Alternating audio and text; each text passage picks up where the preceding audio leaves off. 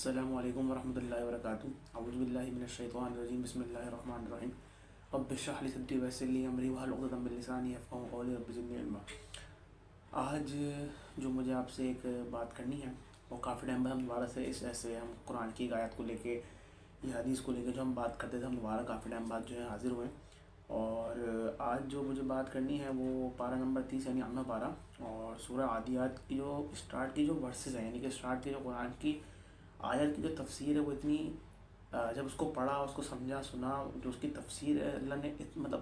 ہم اس کو دیکھ کے میں اس کو دیکھ کے بڑا حیران ہو گیا کہ اللہ نے کس طریقے سے ایک نقشہ کھینچا ہے اور ایک مووی کا ٹریلر دکھایا اللہ نے۔ تو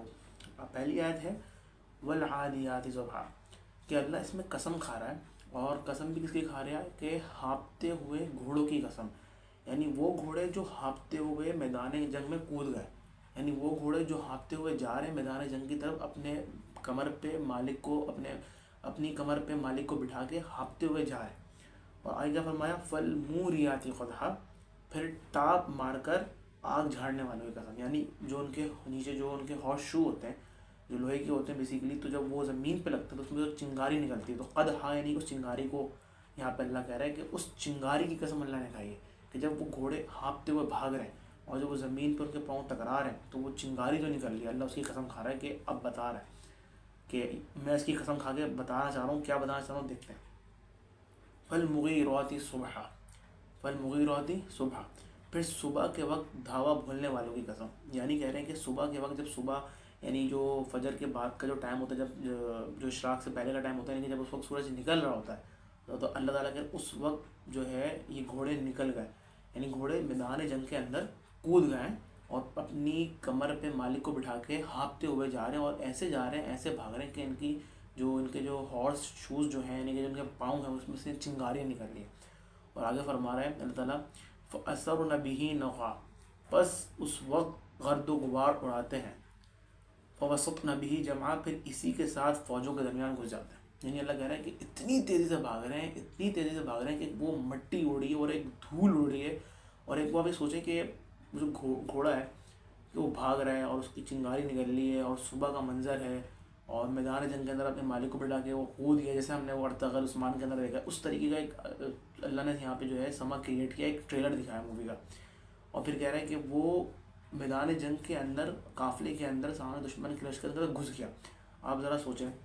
کہ وہ جانور نہ آگے دیکھ رہا ہے، نہ پیچھے، نہ دائیں نہ بائیں، وہ گھس گیا اپنے مالک کو پیچھے بٹھا کے، اپنے مالک کو اپنی کمر بٹھا کے گھس گیا وہ اس لشکر کے اندر۔ اور کیا دیکھ رہا ہے وہ؟ ابھی دیکھیں کہ ایک لشکر ہے، اور جب اس لشکر کے اندر گیا، جب وہ لشکر کے بیچ میں پہنچ گیا تو چاروں طرف کون ہے؟ دشمن ہی دشمن، یعنی کہ اب اس کو یہ لازمی سی بات ہے، جب چاروں طرف دشمن ہے تو خدشہ کس چیز کا ہوگا؟ گردن کٹنے کا، سب سے پہلے تو اس کی گردن جاتی ہے نا، لیکن وہ کسی سے ڈر نہیں رہا۔ اور آگے اللہ نے فرمایا، یہ جو آیت ہے نا یہ بڑی مزیدار ہے، ان الانسان لربہ لکنود۔ ابھی چلا تھا گھوڑے کا وہ جنگ کا منظر چل رہا تھا، نقشہ اللہ نے کھینچا، ٹریلر دکھایا، اور ایک دم سے اللہ نے اپنی بات چینج کر لی کہ بے شک انسان اپنے رب کا بڑا ناشکرا ہے، بے شک انسان اپنے رب کا بڑا بے وفا ہے، بے شک انسان اپنے رب کا بڑا نافرمان ہے۔ یعنی اللہ نے شاید یعنی جو اللہ نے اتنی بڑی تمہید باندھی، ایک ٹریلر دکھایا، اس سے یہ بتایا کہ ایک گھوڑا، ایک جانور